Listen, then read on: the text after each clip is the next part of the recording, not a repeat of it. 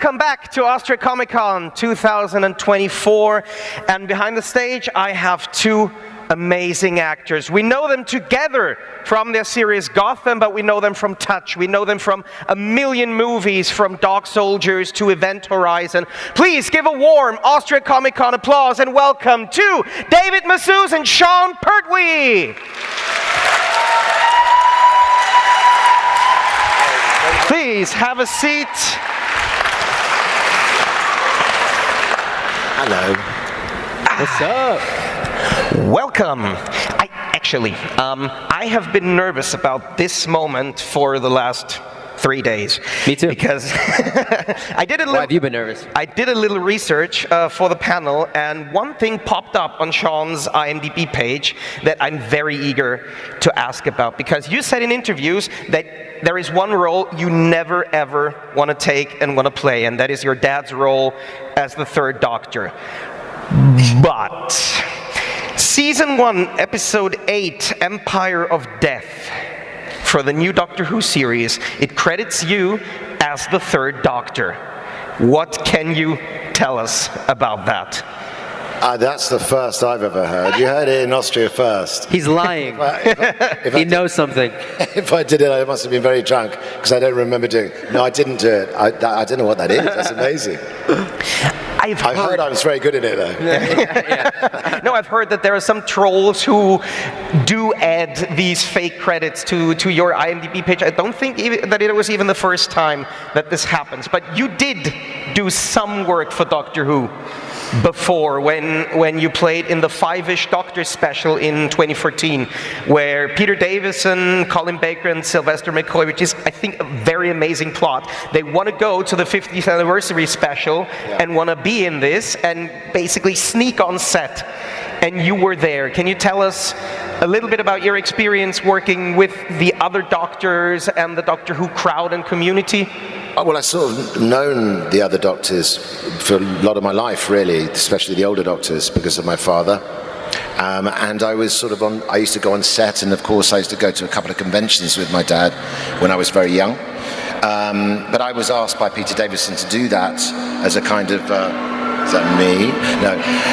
I was asked to do this like little short where I did it with the amazing Olivia Colman.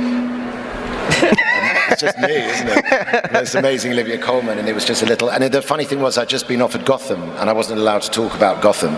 So that's the scene that we basically were talking about jobs that we were going to do. You know, in answer to your question, yeah, I would love to be in Doctor Who. I think I'm possibly one of the only English actors of my generation that hasn't been in it. So maybe one day I will be in it, in some capacity, but not playing my father. Not your dad's.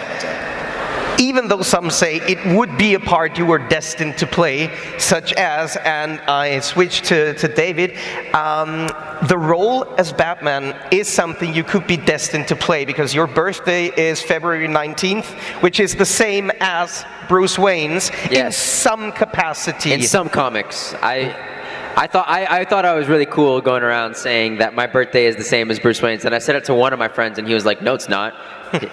He was like, Batman's birthday is like April 7th or something. And he was kind of right. And so, yeah, anyway, go ahead. No, that was the question. No. But still, I think I hear that you started doing music and sketch improvisations in Chicago. You were in Cabaret, and then you landed the role of Bruce Wayne. Can you tell us a little bit about the casting process, how you landed the role, how it felt for you to audition multiple times for this role and then finally end up playing the character? Yeah, I didn't do music and comedy in Chicago and Cabaret, but it sounds cool, and I can tell people that I did that. People are adding fake things to my IMDb too, I guess. Obviously. Yeah, auditioning for this role was super intense. It was also really fun, and I also kind of don't remember it because it was like 10 years ago. But I remember that my first audition, I had an 102-degree fever. I'm already getting my playoff music. I just started talking. And and then they asked me to come back, and then come back because I guess they had narrowed it down to me and 3 other kids, and then they wanted me, and then they narrowed it down to 2 of us, and then they brought in 3, and then they got rid of the other kid, but they brought in 3 other kids, and then they narrowed it down to 2 of us again, and then they started looking in new cities. So it was and then they had me. So the creator of Gotham, great guy named Bruno Heller, also created a show called The Mentalist, and they had me go in to the Warner Brothers lot for one of my auditions. They told me what to wear. They were like, get these specific clothes from Brooks Brothers so that you look like Bruce Wayne. And they had The Mentalist hair and makeup people give me a haircut and do my makeup for one of my auditions. So that I looked more like the character, because as you guys can tell, my hair is naturally curly and it's not very Bruce Wayne-y. And then yeah, eventually I got it, and it was obviously a dream come true, because what 12-year-old boy doesn't want to be Batman? What person doesn't want to be Batman? And I got to do that, so it was great. I loved that. One question to the audience. You know that there, that there's a very lonesome mic standing in the middle of the room. So if you have any questions for David or for Sean, please go to the mic. Bitte zum Mikrofon gehen. Du kannst gerne auch auf Deutsch fragen. Dann übersetze ich. Hi. It's great to see you guys here in Austria. I hope you're having a great time. So my question is to David.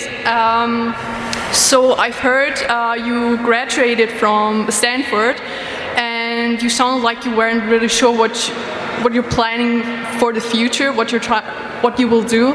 So I wanted to ask you if you have like any plans yet, what you're doing for the future?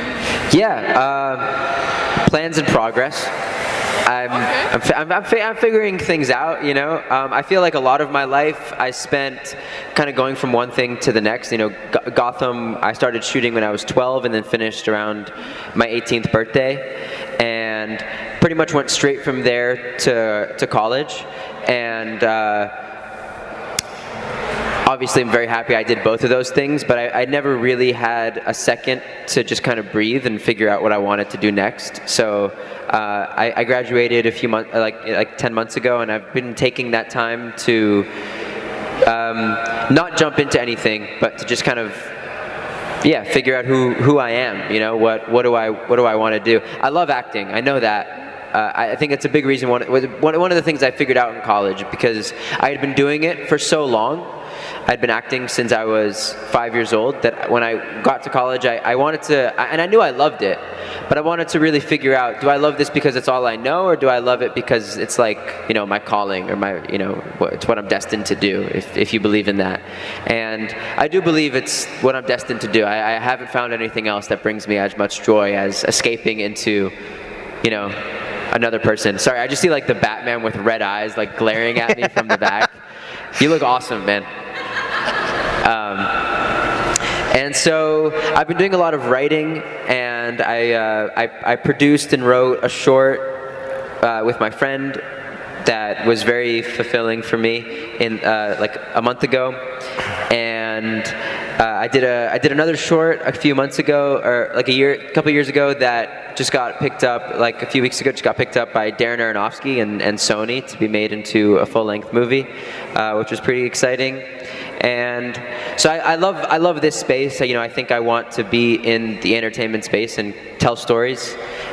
And beyond that, stay tuned. I'm not sure what's next for me, but I appreciate the question. All right, thank you. Thank you, and I like your pants too. Thank you. I like your shirt. Bitte schön. Hello. First of all, I want to say I'm really a big fan of both of you. You were really great in the TV series Gotham. And I have a question for both of you. If there would be a fantasy or maybe future possibility of both of you appearing in a future Batman movie, you as an adult Bruce Wayne and you as a butler, Alfred, would you do it? Would that be something you'd be open to? Let me think about that. Yes. Yeah. No, I mean, come on. I mean, there's very few people from my country, from the United Kingdom, that actually make it into the super hero universe. So to be asked to do it at a time that he'd never been seen before, and at that scale that Gotham was shot at, was nothing but a miracle, really. And I really felt that we deserved to get, we got to 100 episodes. They kind of bum rushed it a bit towards the end, and I wish that we were allowed to sort of inhabit the characters that we'd sort of our interpretations of, that had never really been seen before, because it was a time that had never been seen before. So I think that we warranted at least a half a season's worth, don't you think, of us being the characters that we'd got to, which were the archetypal Batman and Alfred and things like that, and Penguin, and who's played by brilliant Robin Lord Taylor, and Corey Michael Smith as the Riddler. I'd love to have seen more of them as the archetypal character. Yeah. What he said. I need that Batman back there to train me.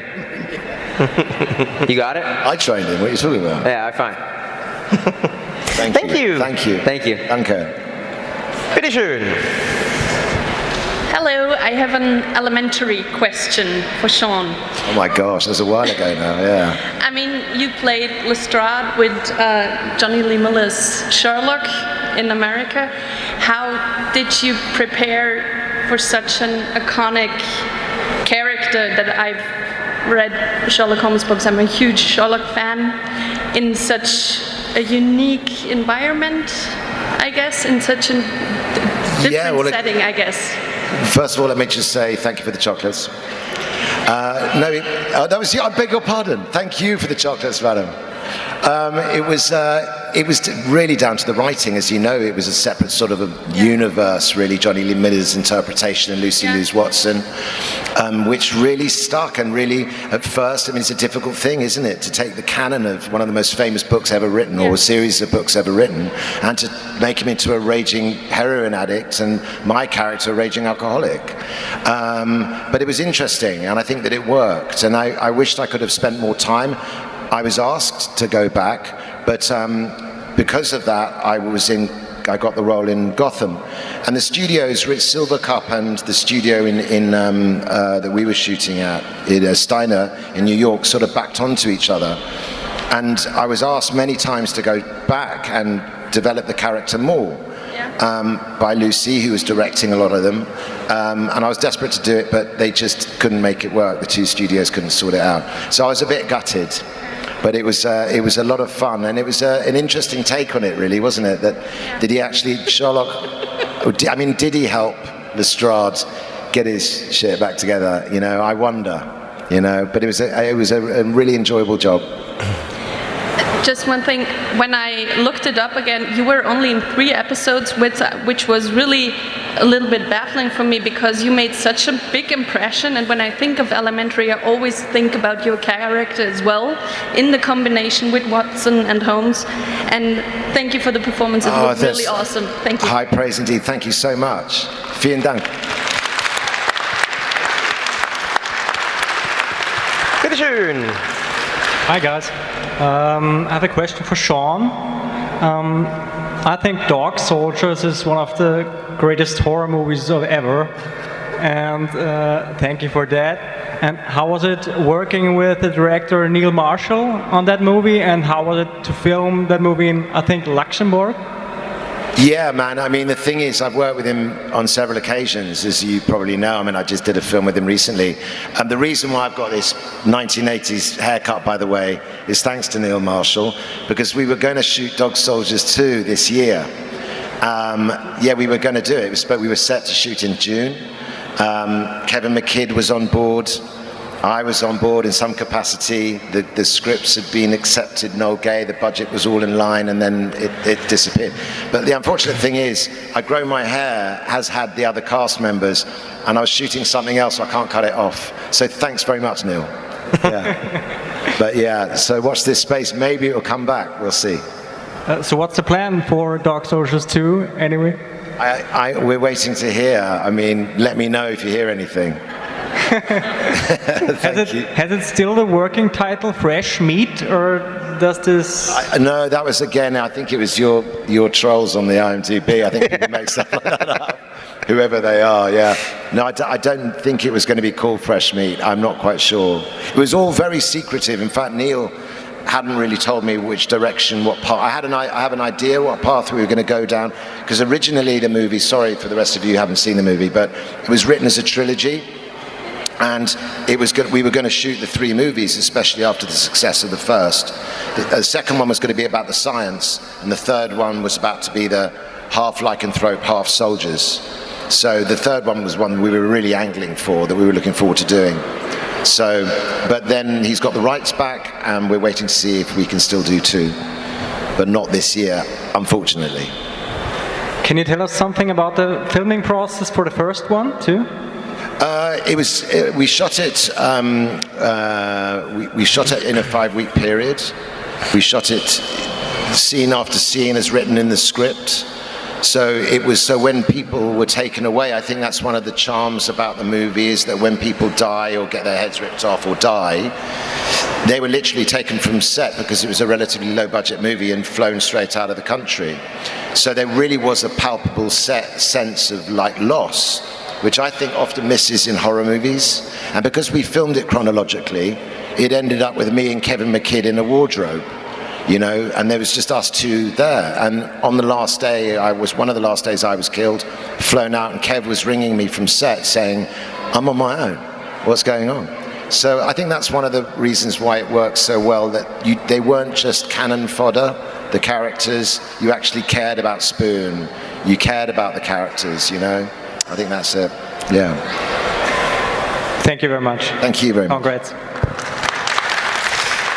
I need to add a little bit to that question, because I also talked to Neil Marshall in the past, and I think that I remember him saying the part that he loves most about working with you is being able to kill you off. Right. And that these are the scenes that you 2 enjoy doing the most, especially since in Dog Soldiers and in Doomsday, you have a kind of similar demise. What is it that draws you to these scenes? What is the most fun thing to shoot on a movie set? I always would work with Neil, and I think the thing is, he just finds it hilarious. He just finds I got barbecued and eaten by 1,000 savages. No joke, there were 1,000 savages. In fact, I was strapped to this girder over a massive barbecue thing where they do like hog roasts, and they'd broken for lunch, but they forgot that I was still chained on this thing, and everyone had their cigarettes, their fags, and were flicking it in this gas thing, and I'm strapped above this fire. So anyway, that was the death where I get barbecued. He's blown me to pieces, as you know, in Dog Soldiers. He's killed me a myriad of ways, really. I think he finds it funny. You know? Or I do a very good death, one of the 2. Bitteschön. Dankeschön. Hi. So I have 2 questions. One for David. You said that you went straight from Gotham to college. Was that weird? Because I feel like that's 2 very different ways of lives that you just had in rapid successions of each other. Yeah, you know, when you're on a show for 5 years, especially, you know, as a teenager and in your formative years, it definitely is hard, and I'm sure Sean can speak to this too, but it definitely is hard to have a clear separation between yourself and the character. And it felt very kind of cathartically correct to go to college right after Gotham, because Gotham ended with Bruce Wayne kind of going off to the Himalayas to train, right? I mean, there was that one episode where he, you know, was Batman, but that wasn't really me. Yeah. So, like, I feel like my character kind of ended with, you know, kind of going away somewhere else to work on himself, and that's what I felt like I was doing with college. And so it felt, I don't know, just it did feel kind of right. So yes, they were different, very different things, obviously, but first of all, I was ready for a change, and second of all, I don't know if they were as different as you might first expect. That's fair, yeah. And I have a second question for the both of you, which is like, I feel you've probably been asked this a bunch of times, but what's the thing you miss the most about like being on the set of Gotham? Is that to me? That's for both of you. Oh, for both of us. I believe this or not, I mean, you hear this a million times from other sort of Schauspielers, from other actors, about how wonderful the crew are and how wonderful the cast were. we really were incredibly close. David became like a second son to me, really. He's the same age as my son, called Alfred, bit weird. But it really was a very easy pool for me to draw from when I was with David. I watched this extraordinary young man going from a very, very deep, heavy set scenes that we were doing to go upstairs to study as a grade A student. I adore Robin Lord Taylor and Corey. I adore the whole cast. And we really were a family. And the one thing that I do miss, genuinely, is that family that we had. Because I promise you, I've been doing this for 30, 40 years. And you never get that. I've never had that, ever. I've had it a couple of times where I've had great 5-week experiences, like on Dog Soldiers or something like that, which was just hilarious and a lot of beer was consumed. But something like this where there was life and death and family, I've never experienced such. I was blessed, really. And living in Manhattan with everyone was just the coolest thing. Yeah, I get that. I like the stunts. I miss fight scenes. Miss beating up people that were 6 times the size of me. That does sound. That was fun. Yeah. Thank you. Thank you. Hi there, my turn. Hi. That's the chocolate girl. Yeah, no, I'm so sorry. I'm so embarrassed. It's okay. So, first of all, David, you are amazing, but my question is to Sean, I'm afraid. I don't like David, you are amazing, but. I don't like that. The thing is, you played Alfred, and you did play Lestrade, as we heard, and you were also in an episode of The Musketeers. And my question is, what is the difference for you to prepare when you go into a universe that is already existing versus a new universe and a new story that's just being born? So you have these settings that are live, like the Musketeers are known, the Batman universe is known, the Sherlock Holmes universe is known, and do you prepare any differently for something that is really new, or do you do something other because there are fan expectations already? Good question. I mean, the thing is, it's usually, I have to be honest, a lot of it is down to the writing. It's what the production people like Danny Cannon and Bruno Heller, our showrunners, what they see in you that you don't know. Everyone has their own foibles and tics, and some people find that interesting. It was terrifying going into something like Gotham, where you're playing someone, the last person to do it was, Sir Michael Caine. It's terrifying. But what they want is what you are, in a kind of a way. So you try to make it your own, and I found myself I'm quite physical, so that was a big part of it when we started to discover when we were doing Gotham, say, for example, that we had to have a reason for him. Why was he looking after the richest man in the universe, his son? It's because he was ex-SAS and he was Special Forces, so that's our reasoning behind it. So then they let me fight.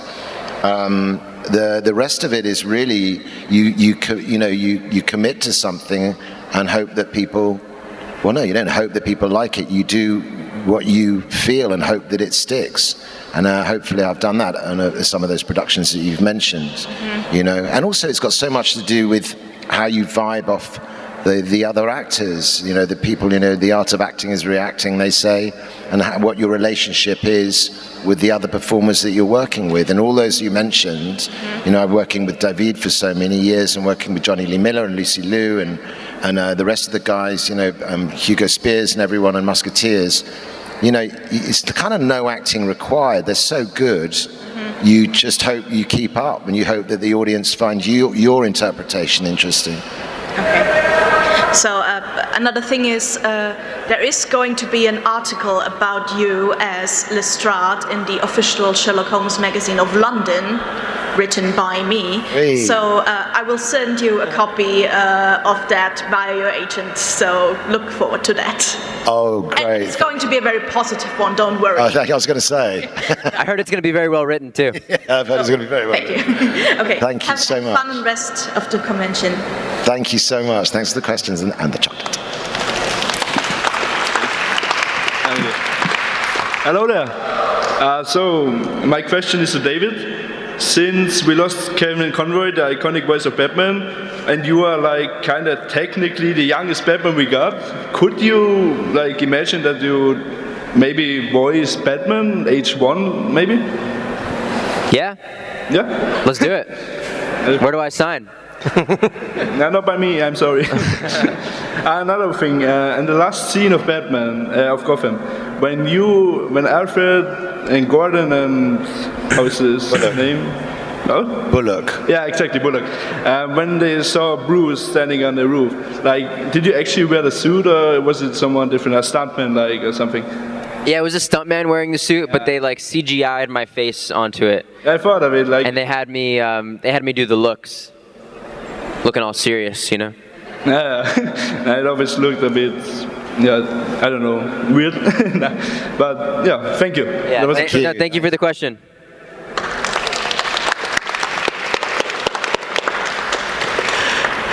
Hello. I'm sorry. At first, I must say it is a very huge honor for me to see you in real life because I love Gotham, the series, and I love both of you as well. And it's so great to see you. And I have a question because I'm personally very interested in acting. And my question is to both of you, did you attend an acting school or something like this? And when, if yes, which one? Can you say? Yeah. I went to, I started quite late really. A lot of my friends were, my father was an actor and stuff, but I started quite late. I got into RADA and Bristol Vic Theatre School, but I wasn't very good. I don't know if I am any good, but I wanted to go to outside of London, so I went to the Bristol Vic Theatre School, which I loved. It was great because you're able to make mistakes. I was talking to a lovely young lady earlier on, and it's imperative, as David is doing, that you live life and you experience things and you make mistakes when you're young because you're fearless then. You know, you start to get constraints, you start to get pigeonholed, not necessarily by yourself, but by the industry sometimes. So go out there and screw up is my advice to you, really. You know, do as much as you can, as many different things as you can, because what have you got to regret? Other than go, oh, I didn't enjoy that, so then you won't have to do it again, you know?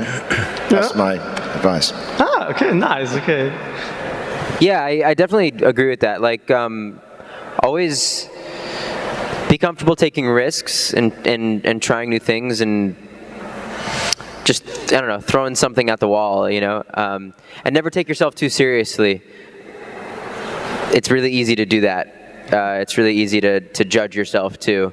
And I think a lot of what makes a successful actor, in my opinion, is somebody who can kind of shamelessly connect to their inner child and just play. And I find meditation to be really good for acting too. I think being present is very important. And it's hard to do, especially in today's world, because we have these little things in our pockets all the time that constantly keep us from being present. And reminding yourself how to do that, and reminding yourself how to just be here and now and pay attention to what's around you. And I think it's an essential skill for an actor. To answer your question more pointedly, I never studied a specific method. I never went to a school. I did like little programs at. I did a program at RADA. I did a program at Second City, and I have an acting coach that I've been working with since I was about 5 years old, who I still work with today. Saw her a few days ago. And I plan on doing a Meisner class in this summer in LA, which I'm very excited about, because I don't really have a specific process to go about my acting. It's because I've been doing it so long, it's all very instinctual, and I'm kind of excited to have an option to have a more regimented thing to kind of fall back on if I choose to, and you know, for any specific project. But I have nothing else to say. There's your answer. Thank you for the question. Thank you very much. There he is. Hi, sorry, my Now let's hear the voice. really broken, but I have only one quick question to David. Please say I'm Batman. I want to hear you say it first. I'm Batman. All right. Wow. It's not bad.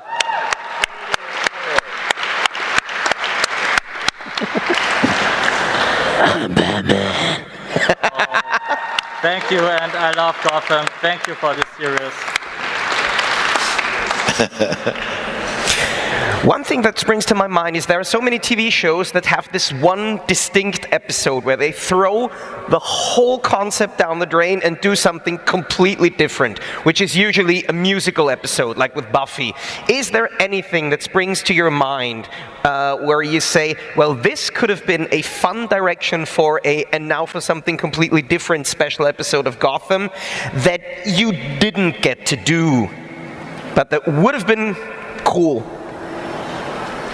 Funny enough, like half the cast, especially Corey Michael Smith, who can sing like a bird, he was desperate to do like a Christmas special around an old fire and all that. He wanted to do a musical version. No, you go. Over to you, big man. I don't know. It's a great question that now I want to think about, and my jet lag is not giving me any good ideas right now. But I think I don't know. The first thing that came to mind was like an animated version of the show. Kind of would have been cool. I think there actually was something like that happened in like season 2. Listen, if we did do a musical episode, I would be rapping as Bruce Wayne. I'd be rapping at villains as I beat them up. It would be awesome. Now I want to do it. Well, Gotham is a show full of cool gadgets and special things. Did you, maybe take some of those home? Not as many as I should have, and I'm still kicking myself over it. I should have taken the grappling. I should have stolen that from Warner Brothers. I should have. So mad that I didn't. The guy who played Bullock, the delightful Donald Logue, he actually stole our sofas from the manor. They're huge. He stole 2 massive sort of Chesterfield sofas. I managed to get my watch and my sort of type in, but they very sweetly said we had the most incredible wardrobe. I think you'll agree, the costumes were incredible. And I had all of these beautiful handmade suits by Martin, who sadly passed away. We had a big party on set and everything, and tequila might have been involved, and I forgot to take them. They were on a rail, so I left them there. So I didn't get enough. Did you get any suits or anything? Yeah, not really. No, I messed up. I'm not gonna lie. I messed up. I should have taken more things. I got like one shirt that doesn't even really fit me anymore. But I see it in my closet. Yeah. We have time for one more quick question from the audience. Is there someone who would like to ask the panel ending question? Eine letzte Frage noch. Bitte sehr. Mikrofon I was gehört hoping dir. you would ask a question.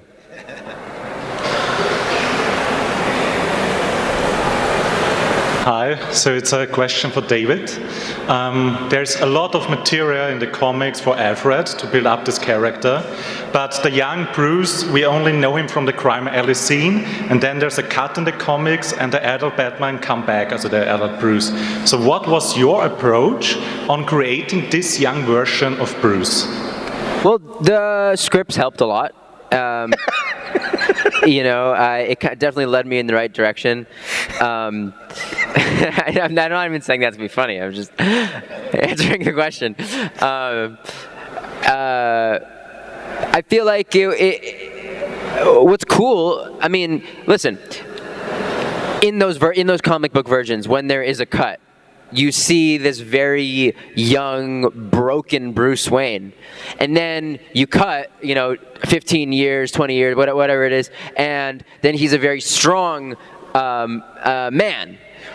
And I think we can all accept that through tragedy and through hardship, that is probably out of anything in life, that's what builds the most character and that's what builds the most strength. So I think we all kind of accept that jump, but we didn't see it happen. We didn't explore really because if you cut right after Bruce Wayne's parents get murdered, you don't see what presumably what we saw in Gotham, what presumably would be years of depression and anxiety and torment and trauma.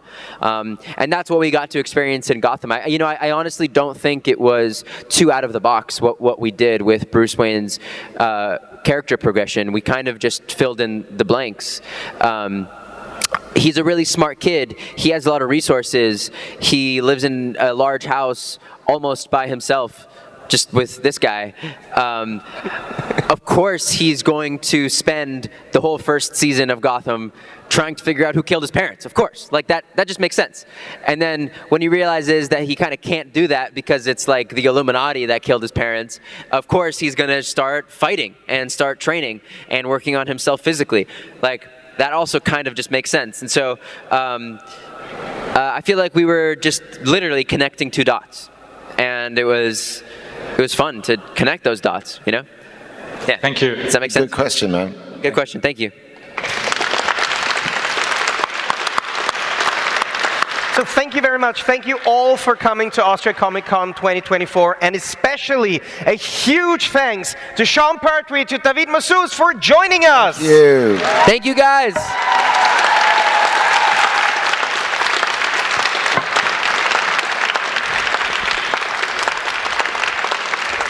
So.